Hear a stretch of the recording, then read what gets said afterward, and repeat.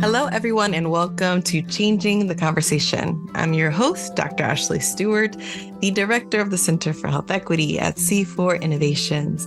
This episode is the second in a series focusing on the Recovery Education Collaborative, also known as the REC. And I'm so grateful to have two amazing guests on the podcast. Minister Randy Muhammad, the Executive Director of Torchlight Recovery Incorporated. How you feeling today, Minister Randy? Oh, Dr. Stewart, I'm so good and happy to be here. Excited about having this conversation. Me too. And also, we will be having this conversation with Brother Jeffrey. Brother Jeffrey is the supervisor of Torchlight Engagement Team. How you feeling today, Brother Jeffrey? I'm feeling too blessed to be stressed, Dr. Ashley, and ready to talk to you again. I love that. We had a great conversation last time, didn't we, Brother Jeffrey? Excellent. First, Minister Randy, can you tell us a little bit about what the REC is? The REC is the Recovery Education Collaborative. It is truly a collaboration of 4 organizations that are providing recovery support services in the state of Massachusetts. And we are charged with providing recovery education and training for recovery coaches and recovery coach supervisors. I hope that folks also have the opportunity to learn more about the REC and the work that the REC is doing all across the state. Folks play a lot of different roles within the REC. Each organization has its own area of focus. Can you tell me a little bit about what Torchlight does within the REC? Yes, Torchlight became a strategic partner within the REC to expand the workforce development among the BIPOC community. And Torchlight having an extensive history and deep roots within our community, our role is to work within the BIPOC community to expand the workforce development and also to provide outreach services to make sure that the BIPOC community is receiving the information and the trainings and the services that the REC is providing. So, Minister Randy, can you tell us a little bit about Torchlight Recovery Incorporated? What is Torchlight? What do y'all do? What do you represent? Sure. So Torchlight Recovery is an organization we formed 2 years ago in 2022. We officially received our 501c3, but it's the brainchild of myself and a group of us that we've been really thinking about this work and how we could expand our capacity to serve our community. We are an outgrowth of my ministry out of Muhammad Mosque number 11. We've been serving our community for decades. We've always been thinking about how we can really expand our capacity to provide these services to our people in the BIPOC community. We know that our community has been suffering with the scourge of addiction for decades before it became a buzzword, right? Before it was really looked at and considered a disease, when addiction was criminalized in our communities, going back to the 60s, but definitely, through the 80s with the crack epidemic that hit our community. We were devastated, and many in our community were not really provided service or support. They were sent to prison. And I did a lot of years as a chaplain doing prison ministry. And, inevitably, that's who I was servicing. Were a lot of our people who were incarcerated due to substance use disorders. So Torchlight is an outgrowth of the ministry.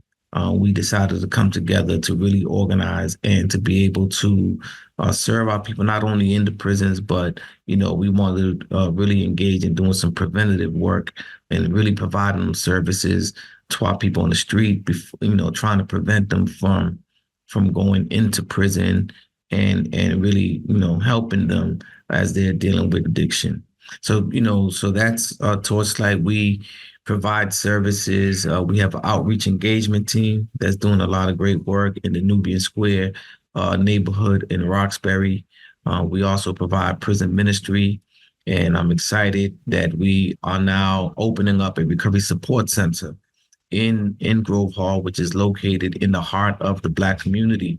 We'll be opening up a recovery cafe that will be opening up in June. That's so exciting. The work that you are doing, both in this unique subset, a focused area, working and touching multiple populations, but then also this amazing recovery cafe, which to my understanding is the second recovery cafe in the state of Massachusetts. Can y'all tell us a little bit about the vision behind that and how that got started? I'm a minister, a man of faith. And so, obviously I believe in God. And when you have a desire to do something, you know what you want to do. You may not know how you're gonna do it. But if you have this sincere and honest desire to do it, God will provide the way and the resources. As we formulated Torchlight Recovery and began to do our work in outreach, the state of Massachusetts was looking to really increase its BIPOC representation, looking at the lack of representation from the BIPOC community in the peer workforce space and recovery coaches. They had reached out to us knowing our decades of work and really kind of let us know what kind of opportunities were out there. Massachusetts was expanding its recovery support centers, and we were blessed to be awarded the grant and to be accepted as a new recovery support center. As we were thinking about providing these services, we looked at several models. And so there's the traditional model of a recovery support center. The Recovery Cafe is a particular model of a recovery support center. And we really like the model because it really is about loving accountability. It's a membership model that allows us to hold our members lovingly accountable for their recovery. We provide a meal. We provide our space and programming and recovery circles and access to recovery coaches and access to, the School of Recovery that includes several programs to increase their recovery capital. So it's a beautiful space, and the membership is free, but three things are required. It requires that, one, you're sober in the space. Two, it requires that you make a commitment to attend your recovery circle at least once a week. Every member will be assigned to a recovery circle, and they would be required to attend their recovery circle every week. And everyone will be required to give back to the cafe in some meaningful way, volunteering in whatever capacity they're able to. And I like that model it really does hold people accountable, and is really geared to those that are really trying to be sincere and are actively participating in the process of recovery. So we had a chance to go and visit the first recovery cafe in Massachusetts, which is in Lowell, the Lowell Recovery Cafe. And it's a beautiful place. When we went there and we seen how it was run and the people there and the membership, it was really a beautiful model. And we knew that we had to bring that model to the Black community, to Boston, to Grove Hall. We also became a part of the Recovery Cafe network. It's so amazing and profound to have this work be led through the ministry. Brother Jeffrey, can you talk a little bit about what it means for this work to be led by ministry for you? Absolutely. Where I'm at today is a product of being, coming into that ministry. If I didn't hear the words that I heard, if I didn't see the example that I had in front of me, then I wouldn't be able to be of assistance in the way that I am today. And I feel people continually tell me that I'm impactful and well-spoken and all those type of things, but that is a direct correlation to what was given to me, so I'm definitely duty bound to give back. And a lot of what I got was through that ministry. If talking about the work that's been done, I think you mentioned Nubian Square. When we went down there, we were giving food away. And on that day, there was a area that was almost a block long. And in that block, there was everything happening. There was people using drugs. There were people fighting. There were people that were being sold. And when I was standing across the street, it had a major impact on me. And the thought that came to mind was it being like the sea of sin, reference to the sea of sin and the depths of hell. Like these things came into my mind when looking at that. And from that point forward, we were dispatched to go down there and engage the brothers and sisters that were down there to try to just share whatever we could share, whether it be resources, whether it be a good word, whether it be an example, no matter what it was, to try to help aid them to come out of the condition that they were in, try to connect them to things that would help them in the woes that they were dealing with. And another component of us being down there was businesses closing early because they were either scared to do business after a certain time, unable to do business because of the different things that were occurring down there. And also the youth, it wasn't a safe area for the youth who have to go to that location in order to get on buses to go to the different parts of the city where they live. And so we were able to come in and just come from a perspective of understanding, come from a perspective of love, non-judgment, and engage the community and make a major impact immediately. So the ministry, the engagement, and the line of thinking and the manner in which we look at our people, which is one of love and respect as a brother or a sister, it had a major impact. And the ministry had a major impact on my life. And in turn, I'm able to go out there with the brothers and we're able to engage and have a major impact on the community's life. So Torchlight is amazing. The engagement team is essential for the area. And that's what I got. Absolutely. Absolutely. And the work that you all are doing, particularly as we get into this engagement work that you're doing in Nubian Square, really centering in the heart of Black and BIPOC communities, is something that listeners can connect to all across the nation. So I'm wondering, what are some of the things that you find to be so important to focus on in terms of a system perspective as it relates to the amazing work you're doing in the Nubian Square neighborhood? I think some of the major things to focus on is the collaboration of resources, and also holding organizations accountable to that which they say that they're going to bring to the table. Because the people in the community, they don't know what resources are supposed to be allotted to them or what funds from organizations was earmarked for Nubian Square or whatever area you work in. But by us having that knowledge and information, we're able to not only bring the resources, but also talk to the organizations that have these resources and connect them to the people that they're supposed to be connected to. I think that's a major component because when we first started going out there, the main question was, what are you guys doing out here? What do you have to offer? What is it? And initially, we had information and knowledge of some resources, but after getting that question over and over again, it was made abundantly clear that we had to go and engage the different resources and bring them back to the area that we were working. Yeah, if I could chime in on that. One of the things that's important is, and I think that we're building, and I think Massachusetts is doing a relatively good job. No one is perfect. The biggest room in any house is the room for improvement, but I think that we're doing a pretty good job in creating, and what we're talking about is creating what is called a ROSC, a recovery-oriented system of care, right? And I think that the Nubian engagement team kind of like demonstrates that. When we began, we were reached out to from members of the business community who were really concerned about the population that was encroaching in their business, which was an outgrowth of the Mass and Cass area. Mass and Cass is an area in Boston where there were a lot of the recovery support services were being provided. However, what it turned into, it kind of looked like an open air drug market where a lot of those that were in addiction were just gathering. They were tents. They were getting high in the open. And so what it was, a lot of the services were centralized in one area. So it was attracting folks with substance use disorders from the entire state were coming to this one place.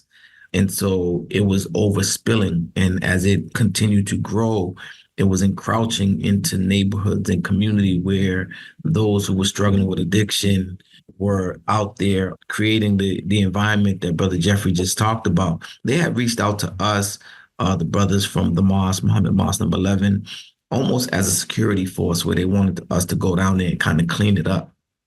And I remember being in one of the initial meetings and kind of like pushing back on that and letting them know, particularly in Nubian Square, because the population in Nubian Square was a little bit different than what we were seeing in Mass and Cass, where in Nubian Square, those were actually folks from that community, from the Black and Brown community. Nubian Square, which was formerly known as Dudley Square, historically has been a Black community, and like I said earlier, our communities have been ravaged with addiction for years. And so we went down there not with the mind state of muscle and moving our people out, but we were adamant to make sure that we held the city accountable and everybody accountable to provide the same type of services that were being offered other places, and that a lot of these agencies were saying they provide these services, whether it was rehabilitation, whether it was food, whether it was housing. We wanted to make sure that our people in the Nubian Square area received those resources. And so we went, and as a result of that push, what developed was a collaboration, which brought, many service providers, brought the community health centers, got involved, hospitals, Mass General Hospital got involved. We brought in law enforcement, the MBTA police, because there's a major MBTA station in Nubian Square. And, we got homeless shelters, and a lot of the service providers began to come and meet on a weekly basis and seeing how we can mitigate the circumstances. And so I think that all of that played a role in changing the landscape. So I think, again, I'll reiterate the importance of continuing to build on a recovery-oriented system of care, not looking at it as we're trying to criminalize our people who are dealing with addiction, but creating this system of care that brings many different agencies to bear to bring that support. Yeah, that's so important. And that work is deeply rooted in essential community values, which I think align so much with recovery values. I know that you all are engaging in this work around a recovery cafe. Can you talk a little bit about the role of peers and why peers are integral in uplifting equity in the peer workforce? One word I'll say is authenticity. Peers bring authenticity.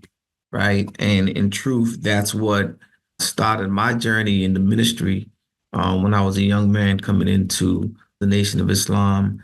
I came from a checkered past. I was a juvenile delinquent, if you will. I was involved I was a member of a gang, and I was in the streets. I was, getting high, drinking and smoking and living that lifestyle before I accepted Islam and changed my life. And so when I did change my life, those of my leaders in the mosque who understood and knew where I was coming from, they kind of sent me into the prisons, right? Because they felt who better to minister to those in the streets than someone that come from the streets. So that was peer support. What that brings is authenticity. When people see us and they see that we are folks with lived experience, we are folks that walk the same streets that they walked and come from the same circumstances that they come, what it brings is authenticity. It brings credibility, because what people are seeing, if you was able to make it, if you can change, and I can change. So I think it's very important to the peer workforce that we have those with lived experiences that can be on the front line, reaching back to serve those that are still in the trenches. Yeah. Thank you so much, Mr. Randy. Brother Jeffrey, do you have anything you want to add about the importance and the integral nature of equity in peer work? When you're having a conversation with someone and you have lived experience, that's something else I wanted to share that I'm intentional about sharing no matter where I go, is that I have 8 years of recovery time. I am a person that has lived experience as well. And so when you go and you're communicating with somebody who's trying to get on the road to recovery, and you're looking at them directly in their eye and having that conversation, they're able to identify how genuine. And he spoke of authenticity, like they could identify even the words you say, your body movements. It brings a sense of comfort when engaging somebody. And it kind of breaks down barriers and defenses that are established just because, the stigma attached to addiction, the different things that are said, or the different lines of thinking that one may have of being judged, so it kind of breaks down the walls and barriers, and it allows the person who's at a point where they're trying to get on that road to recovery to do it in a way that may be less stressful, especially if you're dealing with somebody who maybe doesn't have lived experience or can't really connect directly with the person they're dealing with. That could be a hindrance, and that could actually lead to one going back down into, away from recovery and back into addiction. So when someone is at a point where they're trying to start down the road of recovery, or up the road of recovery, I should say, every second matters, every word matters. And so it's really a delicate situation. So I think like the peer's role is an essential aspect. And I believe in the state of Massachusetts, it's starting to be recognized as that. One of the things that's really resonating with me and sitting with me is that you all are taking a very connected and authentic approach. You're utilizing and meeting people where they are in a way that speaks to the cultural nuances and attunedness that's needed for us to have genuine impact. And I'm really grateful for the work that you all are doing. I'm grateful for the REC, and really want to uplift the impact that Torchlight has been able to have, not only on individuals, and also the community at large. And I think creating a really awesome model that folks can access and learn from at a national level. So thank you, Minister Randy and Brother Jeffrey, and everyone at Torchlight, and the collaboration of folks at the REC for the work that you're doing in your communities. Thank you. Thank you. And for our listeners, join us next time on Changing the Conversation. Visit c4innovates.com and follow us on LinkedIn and YouTube for more resources to grow your impact. Thank you for joining us. This episode was produced by Erica Simon and Christina Murphy. Our theme song was written and performed by Peter Hanlon. Join us next time on Changing the Conversation.